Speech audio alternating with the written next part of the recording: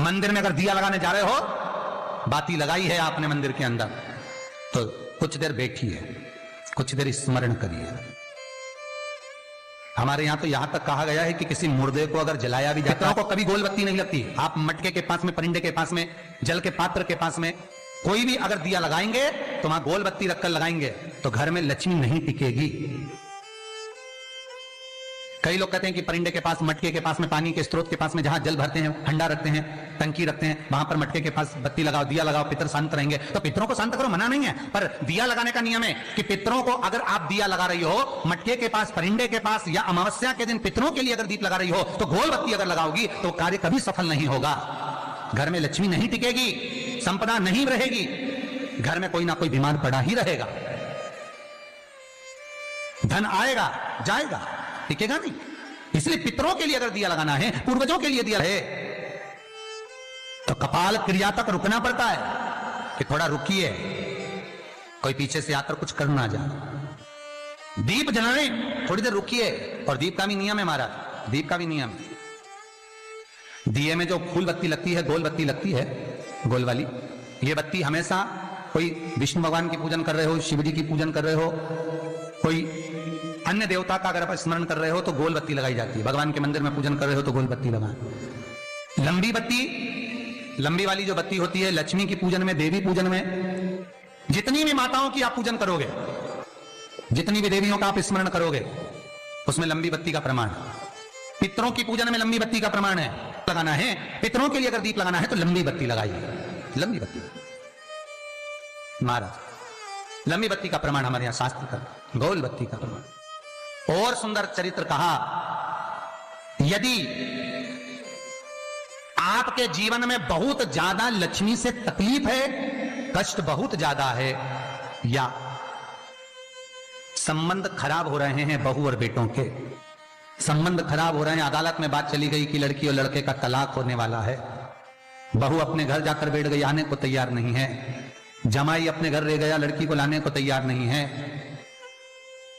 सास बहू में आपस में तनबन चल रही है, प्रेम बिल्कुल नहीं है, या लक्ष्मी आती ही नहीं, बहुत कष्ट है, जमीन जायदाद पड़ी बिक नहीं रही, तो एक काम करना, इतना दुख अगर आपके जीवन में है तो कार्तिक के महीने तक रुको, और कार्तिक का महीना आए, त्रयोदशी तिथि आए, कोई सा भी हो, सोमवार, रविवार, मंगल, बुध, कोई सी भी त्रयोदशी, प्रदोष, कोई सी भी प्रदोष तिथि आए, उस दिन तुलसी की लकड़ी, पहले से तुलसी आपके घर में अगर सूखी हो, तुलसी सूख गई हो, तो उसकी जो लकड़ी होती है, उस लकड़ी का 7 लकड़ी का बंडल बनाकर दीप बना लो। लकड़ी का दीप मतलब लकड़ी, पतली पतली डालियों को लेकर कच्चे सूत से उसको बांध दो, और बांधकर घी में डुबक दो।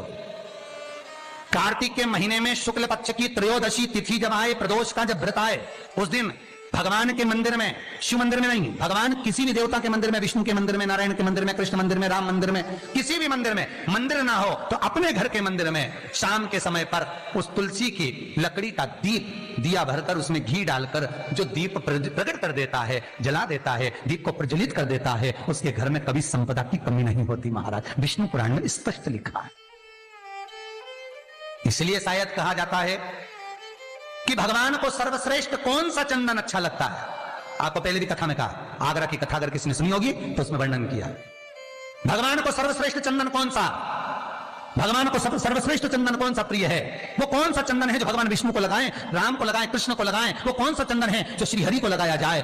तो जीते जी भगवान विष्णु एक बार गले लगाते हैं, उसको कहते हैं हरि चंदन। कौन सा चंदन है? हरि चंदन। हरि चंदन बाजार में नहीं मिलेगा, हरि चंदन आपको बनाना पड़ेगा। कैसे बनाना है? तुलसी जब सूख जाए उसकी जड़ को निकाल लिया जाए, वो जड़ को पानी में धो लिया जाए, धोने के बाद उसको सिलबट्टे पर, पत्थर पर घिसा जाए, और घिसकर उसमें थोड़ा सा कुंकू, रोली डालकर तैयार कर कर जो भगवान विष्णु के मस्तक पर, कृष्ण राम के मस्तक पर लगा देते हैं, और उसकी एक बिंदी अपने हृदय पे लगा लेते हैं। जीते जी भगवान एक बार उसको गले लगाते ही हैं। हरि चंदन प्रियता।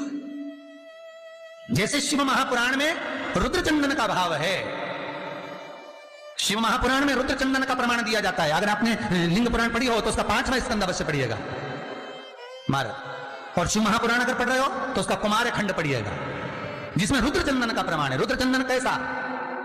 रुद्र चंदन का प्रमाण कैसा? तो महाराज कहा चंदन घिसकर, पीला चंदन घिसकर उस चंदन को 3 मुखी रुद्राक्ष पर लपेट लिया जाता। 3 मुखी रुद्राक्ष पर उस चंदन को लपेटा जाता। लपेटोगे उसके बाद उसको ऐसा गोल करोगे तो एकदम चिकना हो जाएगा, एकदम चिकना, ठीक है, एकदम चिकना हो जाएगा। और उस चंदन को आप शिवरात्रि के दिन, और कोई से भी महीने की शिवरात्रि, किसी भी महीने की हो, सब फलदायी होती है। अगर आप पंचांग में देखेंगे तो शिवरात्रि लिखी हुई आती है, हर महीने शिवरात्रि पड़ती है। किसी भी महीने की शिवरात्रि पर रुद्र चंदन अर्थात जो चंदन का आपने 3 मुखी रुद्राक्ष में लेपन करा है, उसका गोला बनाया है, वो चंदन अच्छा मोटा मोटा कर लेना, अच्छा बढ़िया, ऐसा नहीं थोड़ा बहुत ही लगा, पूरा रुद्राक्ष दिखना नहीं चाहिए, पूरा लपेट कर उसको शंकर के शिवलिंग पर ले जाकर रख दीजिए और फिर धीरे धीरे शंकर भगवान का जल अभिषेक करना प्रारंभ कर दीजिए। वो चंदन पूरा धीरे धीरे शंकर के शिवलिंग पर डलना चाहिए। शंकर के मूल मंत्र श्री शिवाय नमस्तुभ्यं का जाप करिए।